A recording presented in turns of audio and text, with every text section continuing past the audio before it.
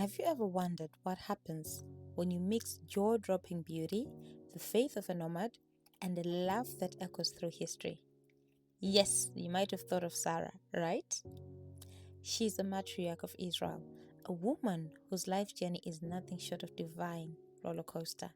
From navigating palace politics with the pharaoh eyeing her as she was like the Mona Lisa, to playing the ultimate waiting game for a promised son. At this point, we all know Sarah's story. It is a masterclass of faith. It has its flaws and a touch of sass, but all the same, we love Sarah. In Genesis chapter 11, we meet Sarah, who is originally named Sarai, the woman who redefined what it means to be a matriarch. Her story is not just one of beauty or birthright, it's a tale of faith, resilience, and a promise that seemed impossible yet was fulfilled in the most miraculous way. If there's a biblical woman who embodies the complexity of trusting in God's timing, it's definitely Sarah. For her life unfolds like a divine drama, full of suspense, plot twists, and moments of faith that still resonate with us today. So now, sit back, relax, and enjoy. My name is Chido, and welcome to Growth and Grace. As we all know, Sarah's story begins in Ur, where she and her husband Abram lived relatively a comfortable life, we could say. Described as a woman of great beauty, it was Sarah's physical appearance that initially brought her into the royal courts, but it was a role in God's covenant that would make her name famous for all generations. Twice, powerful rulers found themselves captivated by Sarah's beauty, leading to awkward and dangerous situations. First, we have Pharaoh in Egypt, and then we also have King Abimelech in Gerar. They took Sarah into their palaces, thinking it was Abraham's sister. Both times the truth came to light and God intervened to protect Sarah, illustrating that his promise would not be thwarted even in the midst of intrigue and temptation. God cannot be mocked. He always stands steadfast. How beautiful is that? But Sarah, as we said, was not just a woman of beauty. She was a woman of faith. When God called Abram to leave his homeland and journey to the unknown land, Sarah followed him without hesitation. While the details of her emotional state were not recorded, the weight of her trust in her husband's vision and in God's call was so immense she did not ask. She just followed. This was no small ask. They were leaving behind everything familiar to them.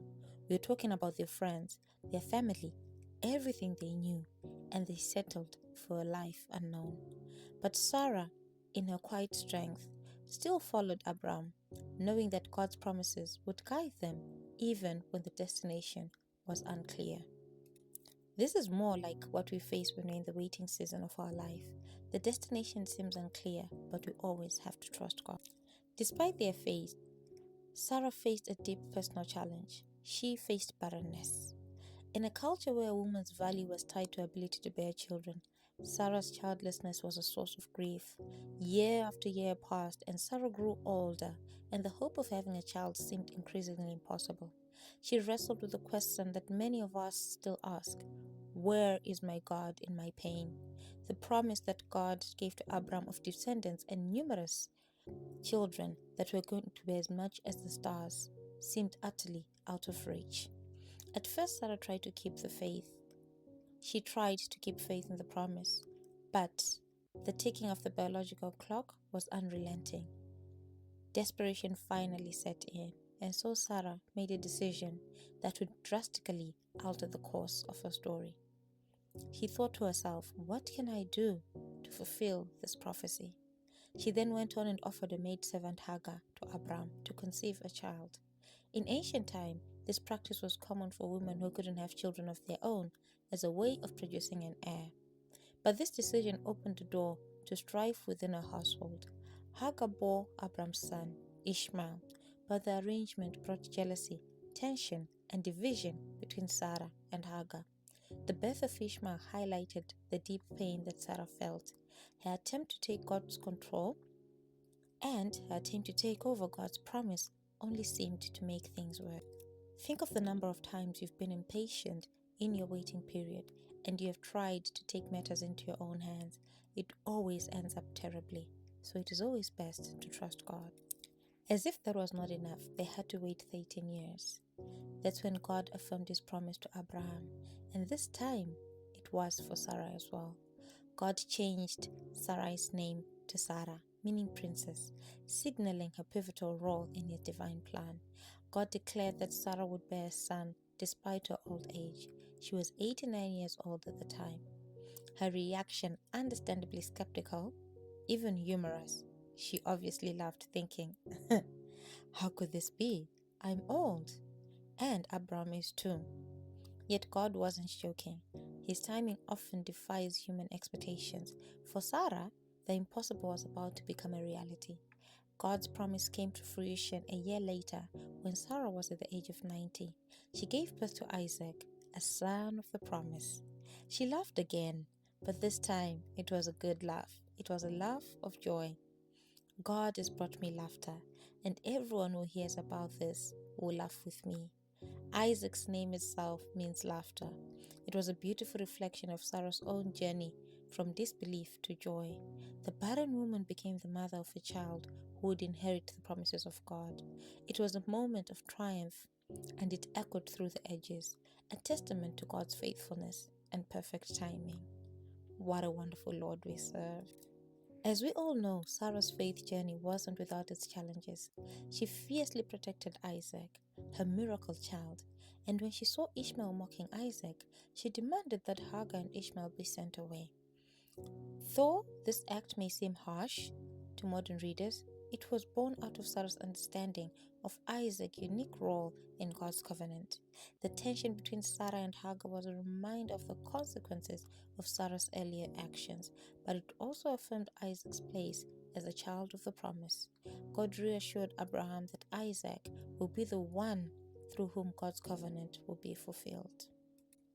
And so, like many great heroes, Sarah's life came to an end at the age of 127 years.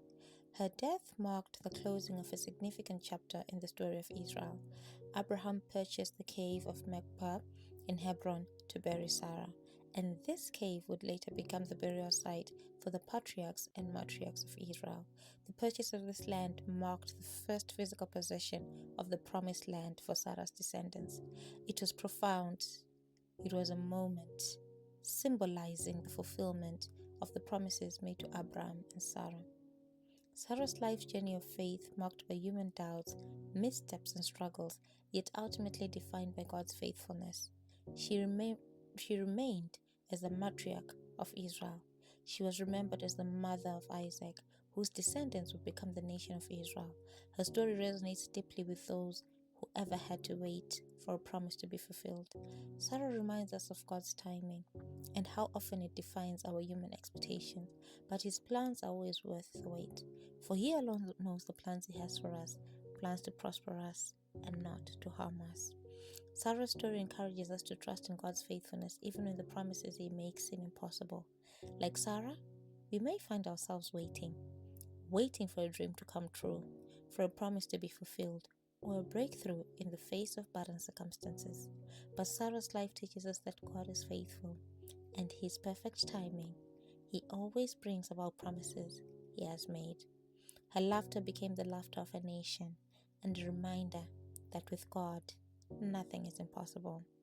If you have made it to this part of the video, thank you so much. Remember to like, comment, share, and subscribe. And on this note, we end our session.